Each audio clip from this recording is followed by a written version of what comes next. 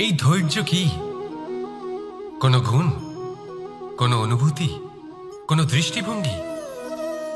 আমার জন্য ধৈর্য এক বাহন। আপনি হয়তো ভাবছেন এই কেমন বাহন? বাহন তো ঘোড়া হতে পারে, হাতি হতে পারে, উটও হতে পারে, কিন্তু ধৈর্যকে বাহন বানানো মানে? চলুন আপনাকে একটা কথা বোঝাই। পৃথিবীতে এমন কোনো বাহন নেই যে তার আরোহীকে আছড়ে ফেলেনি। সেটা উট হোক বা হাতি হোক বা ঘোড়া হোক, চলতে চলতে কখনো নড়বড় করেই বসে। তারপর সেই আরোহী পড়ে কারোর পায়, তারপর পড়ে তার নিজের নজরে। কিন্তু ধৈর্যরূপী বাহন কখনো কাউকে ফেলে না, কখনো না। না সেই আরোহী কারোর পায়ে পড়ে, আর না তো নিজের নজরে। কারণ ধৈর্য আপনাকে বিবেক প্রদান করে, বিবেক আপনাকে পরিকল্পনায় সাহায্য করে, আর পরিকল্পনা প্রদান করে আপনাকে শক্তি, আপনার লক্ষ্যের দিকে অগ্রসর হওয়া। বুঝলেন? ধৈর্যকে সঙ্গে রাখুন, নিজেকে আরো ধৈর্যশীল করে তুলুন। এই ধৈর্যের সাহায্যে আরোহণ করে দেখুন কিভাবে এই বাহন আপনাকে আপনার গন্তব্যে পৌঁছে দেবে। রাধা রাধা। অর্ধাঙ্গিনী। আপনার জীবনে অর্ধাঙ্গিনীর ভূমিকা কি হতে পারে? আপনি বলবেন সেরকমই যেমন আমার জীবনে রুক্মিণীর ভূমিকা। এটা সত্যি, কিন্তু এটাও সত্যি কথা যে আমার আর রুক্মিণীর এই সম্পর্ক তাকে আরো গভীর করার জন্য অত্যন্ত প্রয়োজনীয় হলো আমরা প্রথমে বন্ধু হই। একজন ভালো স্বামী বা স্ত্রী হবার প্রথম পদক্ষেপ বন্ধুত্ব, অর্থাৎ সখা প্রেম। যতক্ষণ না এক স্বামী স্ত্রী নিজেদের সম্পর্কে বন্ধুত্বের মাহাত্ম্য বুঝতে পারবেন না, ততক্ষণ এই সম্পর্ক যেন অপূর্ণ থেকে যাবে। আর তারপর এই সম্পর্কে জন্ম নেয় সেই অনুভূতি, যেমন অধিকার, যেমন অভিমান। এই দুই ভাবনা যা এই সম্পর্ক ভাঙার প্রথম পদক্ষেপ হয়ে থাকে। সেই জন্য নিজের দাম্পত্য জীবনে অধিকার ফলানোর আগে নিজেকে জিজ্ঞাসা করুন, আপনি কি আপনার জীবনসঙ্গীর সব থেকে ভালো সখা হতে পেরেছেন? সম্পর্ক আরো উন্নত হবে। রাধা রাধা। বিবাহ। একজন নারীর জীবনে বিবাহের গুরুত্ব কতটা? আসুন আমরা কথা বলি রুক্মিণীকে নিয়ে।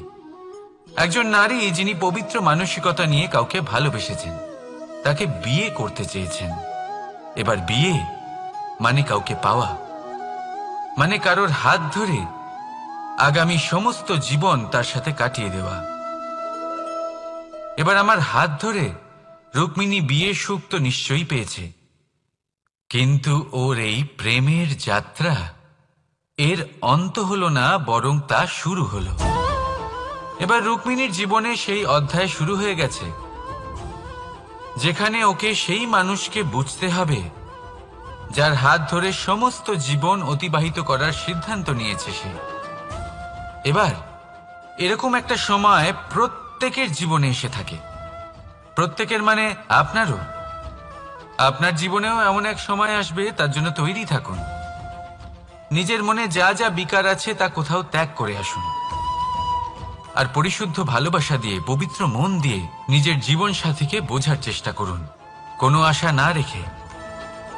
যদি এরকম করতে পারেন তবেই কঠিন পরীক্ষায় উত্তীর্ণ হবেন, নয়তো নয়। রাধা রাধা। অনেকে আমাকে অনেকবার জিজ্ঞেস করেছেন যে কানাই, রুক্মিণী হলো তোমার অর্ধাঙ্গিনী, তাহলে কেন ওর এই যাত্রা এত কঠিন হলো? কেন তোমার এই অগাধ অখণ্ড ভালোবাসা পাওয়ার জন্য ওকে এত কঠিন পরীক্ষার সম্মুখীন হতে হলো? আসুন আমি আপনাকে একটা কথা বোঝাই। অগাধ অখণ্ড ভালোবাসার এই পথ তা তো কঠিনই হবে। এবার এরকমই এক যাত্রা করতে হয়েছে রুক্মিণীকে, পরিশুদ্ধ ভালোবাসা বুঝতে পারার যাত্রা। এমন ভালোবাসা যা কিনা ক্রোধ, ভয়, মোহ, অধিকার, অহংকার, হিংসা এই সমস্ত বিকারের ঊর্ধ্বে। এবার এই যাত্রায় ওকে সাহায্য করবে রাধা। আর শুধু তাই নয়, আমি আপনাকে বলি, সংসারের প্রত্যেক নারী এই যাত্রা করে থাকেন। এবার যে নারী এই যাত্রার শেষ পর্যন্ত পৌঁছতে পারেন, তিনি এক উচ্চ স্তরে পৌঁছে যেতে পারেন, যেখানে তাকে বলা হয় অর্ধাঙ্গিনী। রাধা রাধা। সমস্যা। এবারে বলুন, সমস্যা কার জীবনে নেই? প্রত্যেকের জীবনে সমস্যা থাকেই। হ্যাঁ, ঠিক আছে, জীবন আছে যখন, তখন সময়ের সাথে সমস্যাও আসবে। কিন্তু প্রত্যেক সমস্যাই কি সময়ই নিয়ে আসে? না, আপনি সমস্ত সমস্যার দায় সময়কে দিতে পারেন না। বেশিরভাগ সমস্যা তো এমন হয়ে থাকে যাদের আমরা নিজেরাই ডেকে আনি। হে সমস্যা, এসো, আমি তোমার জন্য অপেক্ষা করছি। কিভাবে? এবার এটা নির্ভর করছে আপনার হ্যাঁ বা না এর ওপরে। বেশিরভাগ সমস্যাই এই জন্য আসে যেহেতু আমরা বারবার হ্যাঁ বলতে থাকি, আর বেশিরভাগ সমস্যা এই জন্যই আসে যেহেতু আমরা সঠিক সময় না বলতে পারি না। সেই জন্য না ভেবেচিন্তে কোনো কথা বা কোনো প্রস্তাবের সমর্থন করলে তা আপনাকে খুব বড় বিপদে ফেলে দিতে পারে। সেইখানেই কখনো না না বলতে পারা তা আপনাকে তার থেকেও বড় বিপদে ফেলে দিতে পারে। তাই মনে রাখবেন, এই অত্যন্ত জরুরি শিক্ষা। সব সময় খুব ভেবেচিন্তেই হ্যাঁ বলবেন আর দৃঢ়তার সাথে না বলবেন। আর বিশ্বাস করুন, আপনার জীবন অত্যন্ত সুখময় হয়ে যাবে। তাহলে আসুন আমার সাথে ভালোবেসে বলুন, রাধা রাধা। সাফল্য। সাফল্য এই পৃথিবীতে কে না পেতে চান?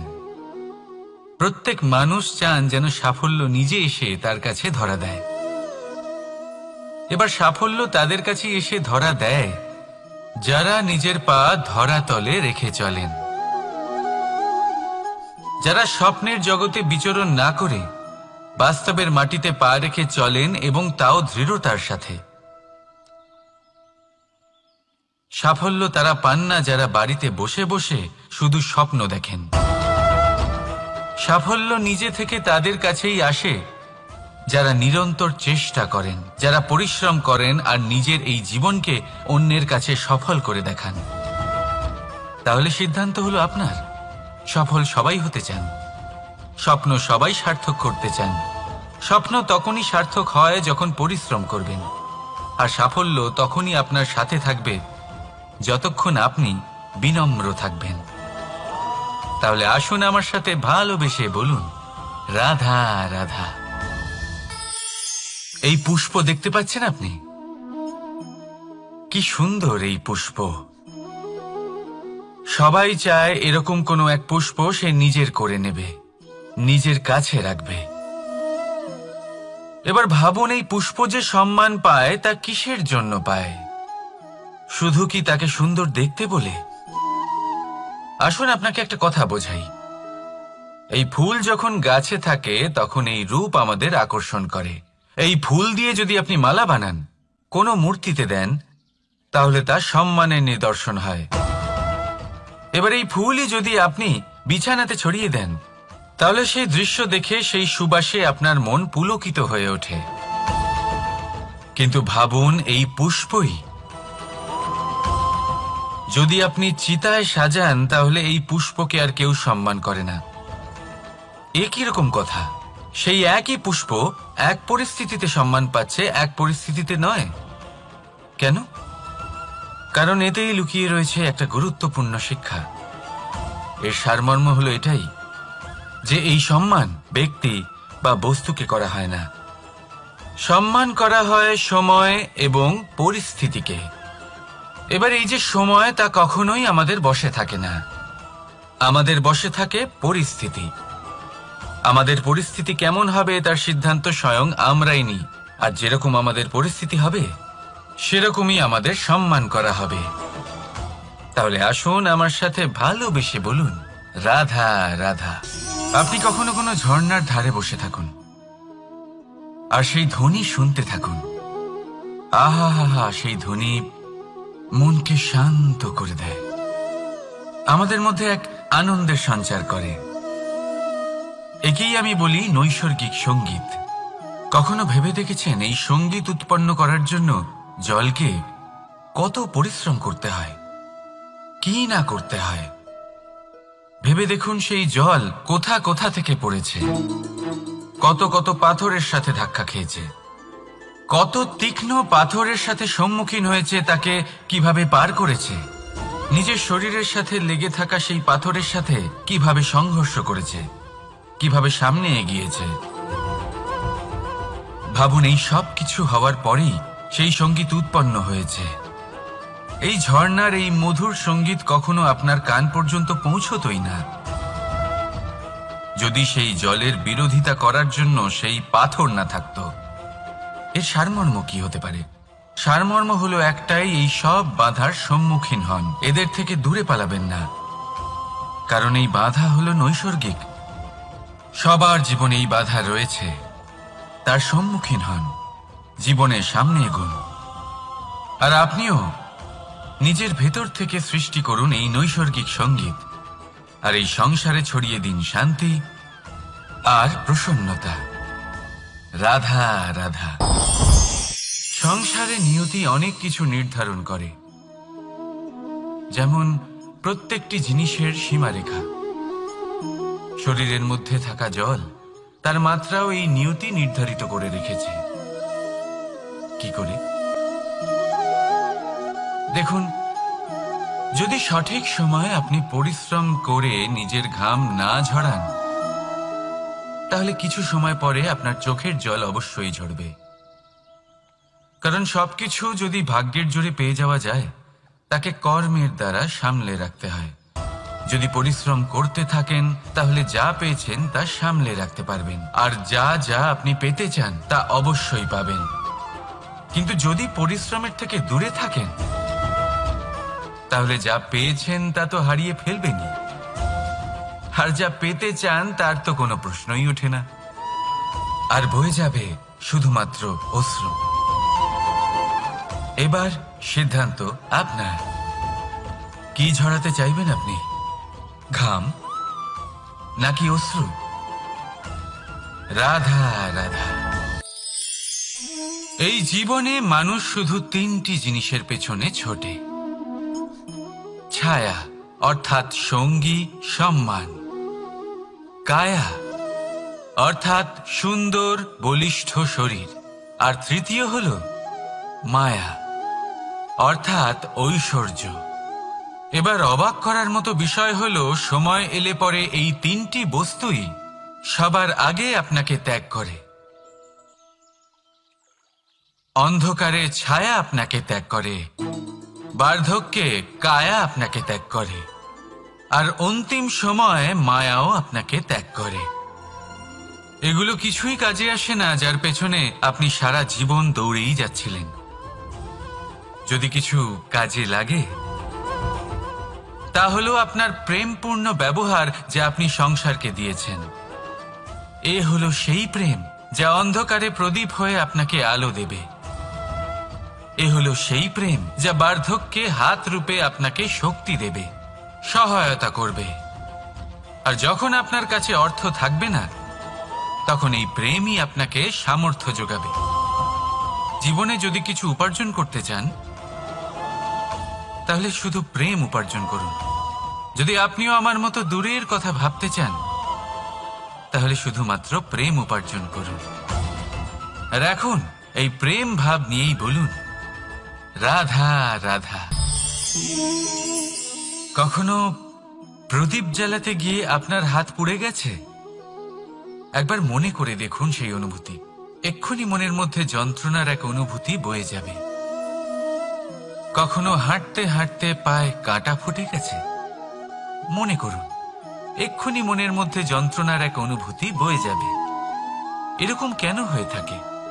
কষ্ট তো শুধু তখন হয়েছিল, কিন্তু যদি আজ মনে করেন, তাহলে সেই যন্ত্রণা আপনার মনে মাথায় থেকেই যায়। এরকম কেন হয়ে থাকে যে জীবনে যখনই আমরা যন্ত্রণার অনুভব করি, তারপর আমরা সেই যন্ত্রণা নিজের সাথে বহন করে নিয়ে চলি? কারণ হলো একটাই, চিন্তা। কোনো যন্ত্রণাই এতটা কষ্ট আমাদের দেয় না যতটা কষ্ট এই চিন্তা দেয়। তাহলে এই চিন্তা ত্যাগ করুন আর ভাবুন যে কিভাবে নিজেকে সব সময় আনন্দে রাখা যায়। আর অতীতকাল এবং ভবিষ্যতের চিন্তা ছেড়ে দিন, এই বিষয়ে ভাবাই ছেড়ে দিন। শুধুমাত্র এটা ভেবে নিন যে আজ আমায় নিজেকে আনন্দে রাখতে হবে, যে করেই হোক। এটা করা শুরু করে দিন। তারপর আপনি দেখবেন আপনার কাল, পরশু, পরের সপ্তাহ, সমস্ত মাস, সমস্ত বছর, পরের বছর, সম্পূর্ণ জীবন আপনি শুধুমাত্র প্রসন্নতাই পাবেন। এবার আসুন এই প্রসন্নতার সাথেই বলুন, রাধা রাধা। কখনো ভেবে দেখেছেন আমরা জিহ্বার সাথে সাথে কান কেন পেয়েছি? এবার আপনি বলবেন এ তো সহজ কথা, যাতে আমরা কথা বলার সাথে সাথে শুনতেও শিখি। এবারের আরো একটা গুরুত্ব আছে। আগে আমাকে বলুন, নিজের প্রশংসা শুনতে কার না ভালো লাগে? সবারই ভালো লাগে। এটাই হলো মূল কথা। যদি এই কান দিয়ে আপনি নিজের প্রশংসা শুনতে চান, তাহলে সর্বপ্রথম এই জিহ্বা দিয়ে অন্যের প্রশংসা করতে শিখুন। এবার প্রশংসার বিষয়ে একটা অত্যন্ত গুরুত্বপূর্ণ কথা আপনাদের বলি। কখনো যদি কারোর প্রশংসা আপনি করেন, তাহলে সবার আগে সেই ব্যক্তির উৎসাহ বেড়ে যায়। আর তারপর নিজে যদি ভেবে দেখেন, তাহলে নিজের মনেও সন্তুষ্টি আর প্রশান্তি চলে আসে। আর একবার যদি এই মন প্রশান্তিতে ভরে যায়, তারপরে কেউ প্রশংসা করুক বা না করুক, কিচ্ছু যায় আসে না।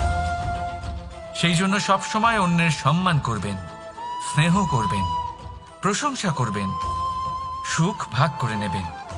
যার মধ্যে যেটা ভালো আছে তা বলুন, তাকে মনে করান তিনিও ভালো, তার উৎসাহ বাড়িয়ে তুলুন। তিনি জীবনে সামনে এগোবেন, আর এই ব্রহ্মাণ্ড আপনাকে কখনো পিছিয়ে থাকতে দেবে না। রাধা রাধা। সত্য এবং অসত্য দুটোর মধ্যে পার্থক্য কি আছে? পার্থক্য হলো অ অক্ষরটার। এবার অ দিয়ে হতে পারে আরম্ভ, অ দিয়ে হতে পারে অন্ত। সত্য হলো সেটা যেখানে সমস্ত পথের আরম্ভ হয়, অসত্য সেটা যেখানে সমস্ত পথের শেষ হয়। এবার এরা চলতে হয়তো পারে না, কিন্তু তাও ছাপ রেখেই যায়। সত্য সেই ছাপ রেখে যায় যা একটা উজ্জ্বল উৎকৃষ্ট উদাহরণ হতে পারে, আর অসত্য সেই উদাহরণ তৈরি করে যা একটা কলঙ্কিত ইতিহাস তৈরি করে। এখন আপনি আগামী সময়ের জন্য কেমন ছাপ রেখে যাবেন, এই সিদ্ধান্ত পুরোপুরি আপনার। রাধা রাধা। চলুন একটা প্রশ্ন করি। কোন মানুষকে জিজ্ঞাসা করবেন যে সে মূর্খ, অলস, বিবেকহীন, অসফল, এইসব বিশেষণ দিয়ে নিজেকে পরিচিত করতে চাইবে? না। কাউকে জিজ্ঞাসা করুন আপনি কি মূর্খ? না। আপনি কি অসফল হয়েছেন? না। আপনি কি বিবেকহীন? না। এবার বলুন, আপনি জীবনে মূর্খ ও বিবেকহীন হবার জন্য কোনো ভালো পরিকল্পনা বানিয়েছেন? উত্তর পাবেন না। কারণ কোনো পরিকল্পনা বানানো হয় না যাতে আপনি মূর্খ বা অসফল হন। মানুষ মূর্খ বা অসফল তখন হন যখন কোনো পরিকল্পনাই থাকে না। দেখুন, একটাই ছোট জীবন, তাকে স্থির করুন যাতে অনেক বেশি সংখ্যক মানুষকে আপনি জুড়ে রাখতে পারেন, অনেক বেশি শান্তি পেতে পারেন, অধিকতর সাফল্য লাভ করতে পারেন, বেশিরভাগ মানুষের পথপ্রদর্শক হয়ে তাদের মঙ্গল করতে পারেন। অসফল হয়ে বাড়িতে বসে থাকার চেয়ে ভালো হলো যে আপনি একটা পরিকল্পনা করে অসফল হন, কারণ তখন আপনার কাছে আরো একটা বিকল্প থাকবে, একটা নতুন পরিকল্পনা বানানোর, তাকে সার্থক করার। কারণ এমন কোনো পরিকল্পনা তো অবশ্যই থাকবে যা আপনাকে আপনার লক্ষ্যে পৌঁছে দেবে, তাই তো? রাধা রাধা। সূর্য কারোর জন্য হলেন শক্তিদাতা ঈশ্বর, আবার কোনো প্যাঁচার জন্য হলো চোখ বন্ধ করে দেওয়ার মতো তীব্র আলো। নদী কারোর জন্য হলো তৃষ্ণা মেটানোর স্রোত, আবার কারোর জন্য বন্যারূপী বিনাশকারী আশঙ্কা। সাগর কারোর জন্য হলো নোনা জলের ভাণ্ডার, আবার কারোর জন্য অগন্তি প্রাণী জগতের সম্ভার। প্রশ্ন হলো, প্রত্যেক ব্যক্তির জন্য প্রত্যেক অনুভূতি বা বস্তুর সারমর্ম আলাদা কেন হয়ে থাকে? যা কারোর জন্য হলো বিষ, তা অন্য কারোর জন্য অমৃত কেন? যা কারোর জন্য অমৃত, তা অন্যের জন্য বিষ কেন? উত্তর বড়ই সোজা। আমরা বস্তু বা অনুভূতিগুলিকে সেভাবে দেখি না যেরকম তা হয়ে থাকে। আমরা বস্তু বা অনুভূতিকে সেভাবে দেখি যেরকম আমরা হয়ে থাকি। এবারের উপায় কি হতে পারে? নিজেকে পরিশুদ্ধ করুন, সব কিছুই শুদ্ধ হবে। রাধা রাধা। প্রেম, ঘৃণা, এই দুই হলো একই শব্দ। কিভাবে? দেখুন না, দুটোতেই আড়াই অক্ষর রয়েছে। দুটোই হলো সেই অনুভূতি যা আমাদের মনের সাথে জড়িত, আর এই দুই অনুভূতির সাথেই জড়িত মানুষ আমাদের জন্য গুরুত্বপূর্ণ। পার্থক্য শুধু এটাই যে প্রেম পায় সম্মান আর ঘৃণাকে করা হয় অবজ্ঞা। এরকম কেন? কারণ প্রেম হলো সেই অনুভূতি যেখানে মানুষ সব কিছু দিয়ে দিতে চায়, সব কিছু লুটিয়ে দিতে চায়। সেখানে ঘৃণা হলো এমন অনুভূতি যেখানে মানুষ সবকিছু কেড়ে নিতে চায়, সবকিছু জিতে নিতে চায়। তাও প্রেমের অনুভূতি কখনো আপনাকে হারতে দেয় না, আর ঘৃণার অনুভূতি কখনো আপনাকে জিততে দেয় না। এবার কি করবেন আপনি? একটাই জীবন। ঘৃণার সাথে বাঁচবেন নাকি প্রেমের সাথে? আমি তো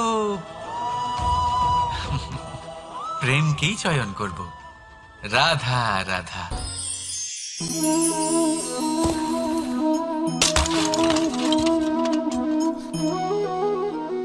এ কি হলো? আমি আঘাত পেতেই এটা হাত থেকে পড়ে গেল কেন? ভেঙে গেল কেন? এবার আপনি বলবেন, এরকমই তো হয়ে থাকে এই জীবনে, এই সংসারে। আঘাত লাগার পরে আমাদের হাতে যা থাকে তা পড়ে যায়, যা তৈরি হয় তা ভেঙেও যায়। কিন্তু এটা কি সত্যি?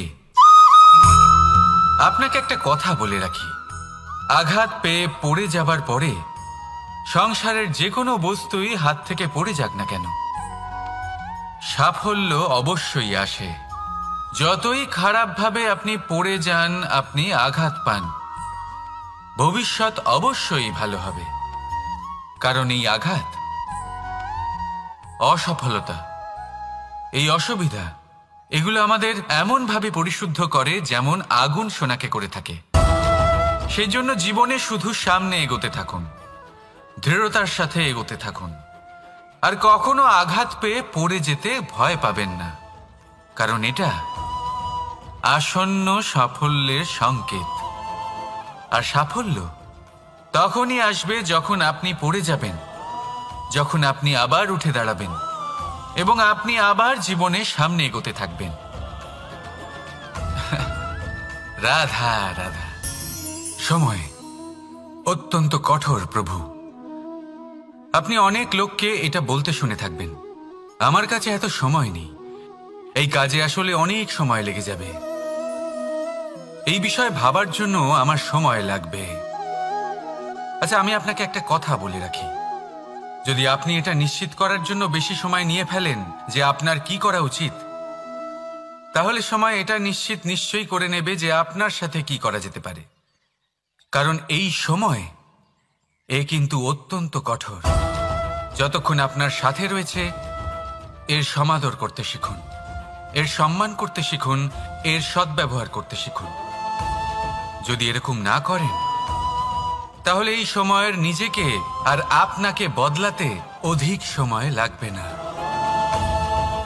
তাহলে আসুন, এবার সময় এসে গেছে ভালোবেসে বলার রাধা রাধা।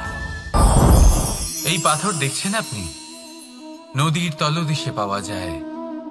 প্রয়াস করতে থাকে যাতে নদীর জল প্রবাহকে আটকাতে পারে। আটকাতে কি পারে?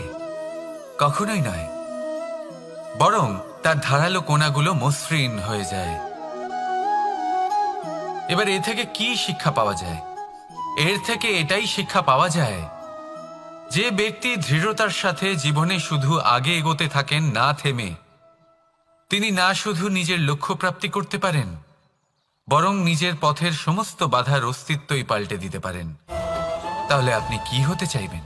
সেই ব্যক্তি যিনি নিজের বাধাকে দূরে ঠেলে আগে এগোতে পারেন, নাকি সেই ব্যক্তি যিনি অন্য কারোর পথে বাধা হয়ে থেকে তার নিজের অস্তিত্বই হারিয়ে ফেলেন? সিদ্ধান্ত হলো আপনার। রাধা রাধা।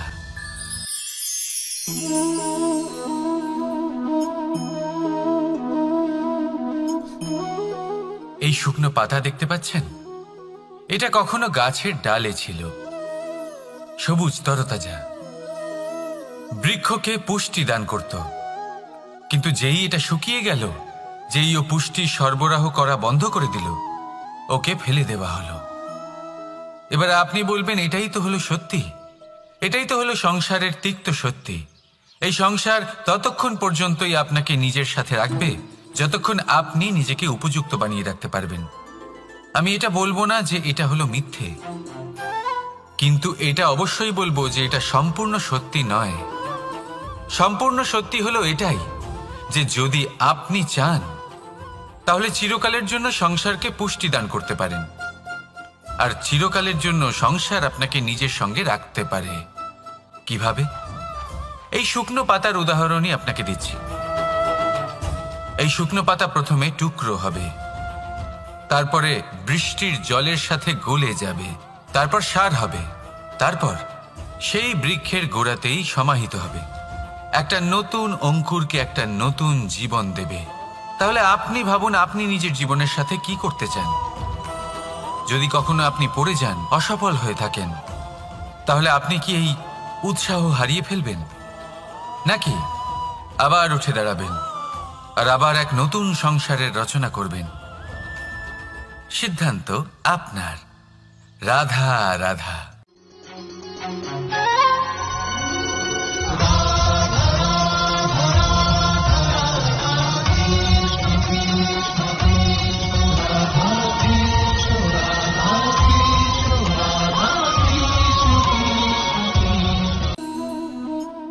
ধৈর্য। এই ধৈর্য কি কোনো গুণ, কোনো অনুভূতি, কোনো দৃষ্টিভঙ্গি?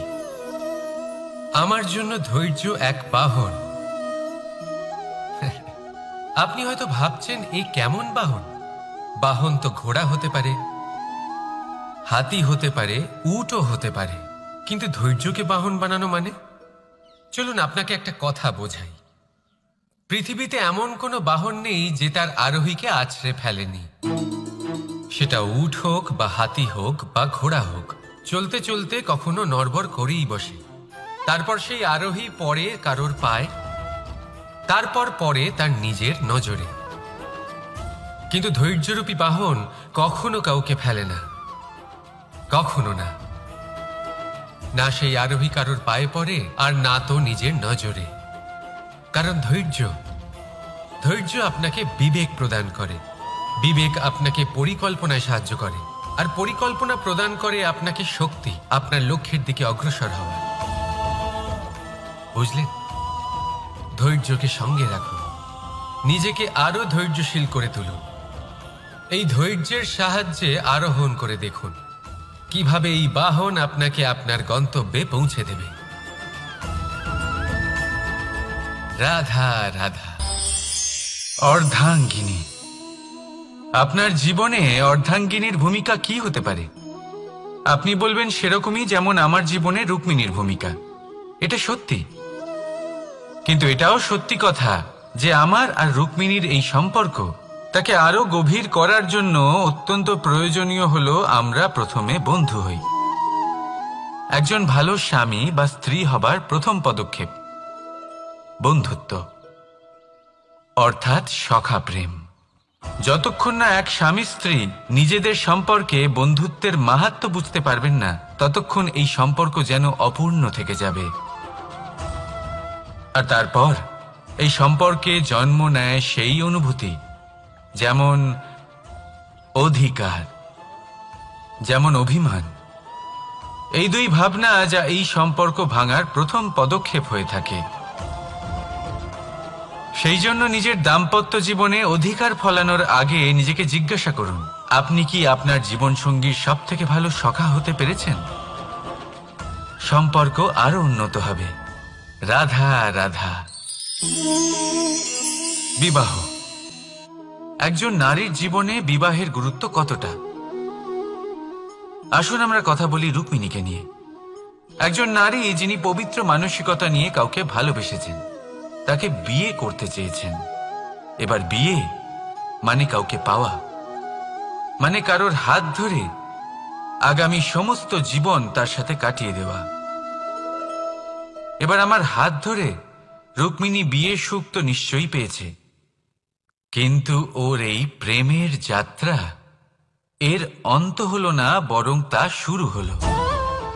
এবার রুক্মিণীর জীবনে সেই অধ্যায় শুরু হয়ে গেছে যেখানে ওকে সেই মানুষকে বুঝতে হবে যার হাত ধরে সমস্ত জীবন অতিবাহিত করার সিদ্ধান্ত নিয়েছে সে। এবার এরকম একটা সময় প্রত্যেকের জীবনে এসে থাকে। প্রত্যেকের মানে আপনারও। আপনার জীবনেও এমন এক সময় আসবে, তার জন্য তৈরি থাকুন। নিজের মনে যা যা বিকার আছে তা কোথাও ত্যাগ করে আসুন, আর পরিশুদ্ধ ভালোবাসা দিয়ে, পবিত্র মন দিয়ে নিজের জীবন সাথীকে বোঝার চেষ্টা করুন, কোনো আশা না রেখে। যদি এরকম করতে পারেন তবেই কঠিন পরীক্ষায় উত্তীর্ণ হবেন, নয়তো নয়। রাধা রাধা। অনেকে আমাকে অনেকবার জিজ্ঞেস করেছেন যে কানাই, রুক্মিণী হলো তোমার অর্ধাঙ্গিনী, তাহলে কেন ওর এই যাত্রা এত কঠিন হলো? কেন তোমার এই অগাধ অখণ্ড ভালোবাসা পাওয়ার জন্য ওকে এত কঠিন পরীক্ষার সম্মুখীন হতে হলো? আসুন আমি আপনাকে একটা কথা বোঝাই। অগাধ অখণ্ড ভালোবাসার এই পথ, তা তো কঠিনই হবে। এবার এরকমই এক যাত্রা করতে হয়েছে রুক্মিণীকে, পরিশুদ্ধ ভালোবাসা বুঝতে পারার যাত্রা। এমন ভালোবাসা যা কিনা ক্রোধ, ভয়, মোহ, অধিকার, অহংকার, হিংসা এই সমস্ত বিকারের ঊর্ধ্বে। এবার এই যাত্রায় ওকে সাহায্য করবে রাধা। আর শুধু তাই নয়, আমি আপনাকে বলি, সংসারের প্রত্যেক নারী এই যাত্রা করে থাকেন। এবার যে নারী এই যাত্রার শেষ পর্যন্ত পৌঁছতে পারেন, তিনি এক উচ্চ স্তরে পৌঁছে যেতে পারেন, যেখানে তাকে বলা হয় অর্ধাঙ্গিনী। রাধা রাধা। সমস্যা। এবারে বলুন, সমস্যা কার জীবনে নেই? প্রত্যেকের জীবনে সমস্যা থাকেই। হ্যাঁ ঠিক আছে, জীবন আছে যখন, তখন সময়ের সাথে সমস্যাও আসবে, কিন্তু প্রত্যেক সমস্যাই কি সময়ই নিয়ে আসে? না, আপনি সমস্ত সমস্যার দায় সময়কে দিতে পারেন না। বেশিরভাগ সমস্যা তো এমন হয়ে থাকে যাদের আমরা নিজেরাই ডেকে আনি। হে সমস্যা, এসো, আমি তোমার জন্য অপেক্ষা করছি। কিভাবে? এবার এটা নির্ভর করছে আপনার হ্যাঁ বা না এর ওপরে। বেশিরভাগ সমস্যাই এই জন্য আসে যেহেতু আমরা বারবার হ্যাঁ বলতে থাকি, আর বেশিরভাগ সমস্যা এই জন্যই আসে যেহেতু আমরা সঠিক সময় না বলতে পারি না। সেই জন্য না ভেবেচিন্তে কোনো কথা বা কোনো প্রস্তাবের সমর্থন করলে তা আপনাকে খুব বড় বিপদে ফেলে দিতে পারে। সেইখানেই কখনো না না বলতে পারা, তা আপনাকে তার থেকেও বড় বিপদে ফেলে দিতে পারে। তাই মনে রাখবেন, এই অত্যন্ত জরুরি শিক্ষা। সব সময় খুব ভেবে চিন্তেই হ্যাঁ বলবেন, আর দৃঢ়তার সাথে না বলবেন। আর বিশ্বাস করুন, আপনার জীবন অত্যন্ত সুখময় হয়ে যাবে। তাহলে আসুন আমার সাথে ভালোবেসে বলুন, রাধা রাধা। সাফল্য। সাফল্য এই পৃথিবীতে কে না পেতে চান? প্রত্যেক মানুষ চান যেন সাফল্য নিজে এসে তার কাছে ধরা দেয়। এবার সাফল্য তাদের কাছে এসে ধরা দেয় যারা নিজের পা ধরাতলে রেখে চলেন, যারা স্বপ্নের জগতে বিচরণ না করে বাস্তবের মাটিতে পা রেখে চলেন এবং তাও দৃঢ়তার সাথে। সাফল্য তারা পান না যারা বাড়িতে বসে বসে শুধু স্বপ্ন দেখেন। সাফল্য নিজে থেকে তাদের কাছেই আসে যারা নিরন্তর চেষ্টা করেন, যারা পরিশ্রম করেন আর নিজের এই জীবনকে অন্যের কাছে সফল করে দেখান। তাহলে সিদ্ধান্ত হলো আপনার। সফল সবাই হতে চান, স্বপ্ন সবাই সার্থক করতে চান। স্বপ্ন তখনই সার্থক হয় যখন পরিশ্রম করবেন, আর সাফল্য তখনই আপনার সাথে থাকবে যতক্ষণ আপনি বিনম্র থাকবেন। তাহলে আসুন আমার সাথে ভালোবেসে বলুন, রাধা রাধা। এই পুষ্প দেখতে পাচ্ছেন আপনি? কি সুন্দর এই পুষ্প। সবাই চায় এরকম কোনো এক পুষ্প সে নিজের করে নেবে, নিজের কাছে রাখবে। এবার ভাবুন, এই পুষ্প যে সম্মান পায় তা কিসের জন্য পায়? শুধু কি তাকে সুন্দর দেখতে বলে? আসুন আপনাকে একটা কথা বোঝাই। এই ফুল যখন গাছে থাকে তখন এই রূপ আমাদের আকর্ষণ করে। এই ফুল দিয়ে যদি আপনি মালা বানান, কোনো মূর্তিতে দেন, তাহলে তা সম্মানের নিদর্শন হয়। এবার এই ফুলই যদি আপনি বিছানাতে ছড়িয়ে দেন, তাহলে সেই দৃশ্য দেখে সেই সুবাসে আপনার মন পুলকিত হয়ে ওঠে। কিন্তু ভাবুন, এই পুষ্পই যদি আপনি চিতায় সাজান, তাহলে এই পুষ্পকে আর কেউ সম্মান করে না। একই রকম কথা, সেই একই পুষ্প এক পরিস্থিতিতে সম্মান পাচ্ছে, এক পরিস্থিতিতে নয়। কেন? কারণ এতেই লুকিয়ে রয়েছে একটা গুরুত্বপূর্ণ শিক্ষা। এর সারমর্ম হলো এটাই যে এই সম্মান ব্যক্তি বা বস্তুকে করা হয় না, সম্মান করা হয় সময় এবং পরিস্থিতিকে। এবার এই যে সময়, তা কখনোই আমাদের বশে থাকে না। আমাদের বশে থাকে পরিস্থিতি। আমাদের পরিস্থিতি কেমন হবে তার সিদ্ধান্ত স্বয়ং আমরাই নিই, আর যেরকম আমাদের পরিস্থিতি হবে সেরকমই আমাদের সম্মান করা হবে। তাহলে আসুন আমার সাথে ভালোবেসে বলুন, রাধা রাধা। আপনি কখনো কোনো ঝর্ণার ধারে বসে থাকুন আর সেই ধ্বনি শুনতে থাকুন। আহা হা হা, সেই ধ্বনি মনকে শান্ত করে দেয়, আমাদের মধ্যে এক আনন্দের সঞ্চার করে। একেই আমি বলি নৈসর্গিক সঙ্গীত। কখনো ভেবে দেখেছেন এই সঙ্গীত উৎপন্ন করার জন্য জলকে কত পরিশ্রম করতে হয়, কি না করতে হয়? ভেবে দেখুন, সেই জল কোথা কোথা থেকে পড়েছে, কত কত পাথরের সাথে ধাক্কা খেয়েছে, কত তীক্ষ্ণ পাথরের সাথে সম্মুখীন হয়েছে, তাকে কিভাবে পার করেছে, নিজের শরীরের সাথে লেগে থাকা সেই পাথরের সাথে কিভাবে সংঘর্ষ করেছে, কিভাবে সামনে এগিয়েছে। ভাবুন, এই সব কিছু হওয়ার পরেই সেই সঙ্গীত উৎপন্ন হয়েছে। এই ঝর্ণার এই মধুর সঙ্গীত কখনো আপনার কান পর্যন্ত পৌঁছতই না যদি সেই জলের বিরোধিতা করার জন্য সেই পাথর না থাকত। এর সারমর্ম কি হতে পারে? সারমর্ম হলো একটাই, এই সব বাধার সম্মুখীন হন, এদের থেকে দূরে পালাবেন না। কারণ এই বাধা হলো নৈসর্গিক, সবার জীবনে এই বাধা রয়েছে, তার সম্মুখীন হন, জীবনের সামনে এগোন। আর আপনিও নিজের ভেতর থেকে সৃষ্টি করুন এই নৈসর্গিক সঙ্গীত, আর এই সংসারে ছড়িয়ে দিন শান্তি আর প্রসন্নতা। রাধা রাধা। সংসারে নিয়তি অনেক কিছু নির্ধারণ করে, যেমন প্রত্যেকটি জিনিসের সীমারেখা। শরীরের মধ্যে থাকা জল, তার মাত্রাও এই নিয়তি নির্ধারিত করে রেখেছে। কি করে?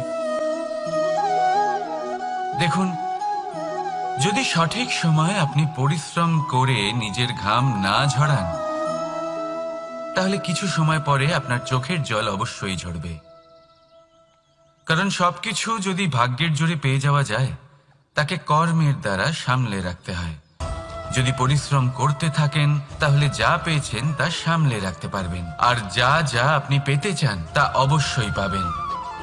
কিন্তু যদি পরিশ্রমের থেকে দূরে থাকেন, তাহলে যা পেয়েছেন তা তো হারিয়ে ফেলবেনই, আর যা পেতে চান তার তো কোনো প্রশ্নই ওঠে না। আর বয়ে যাবে শুধুমাত্র অশ্রু।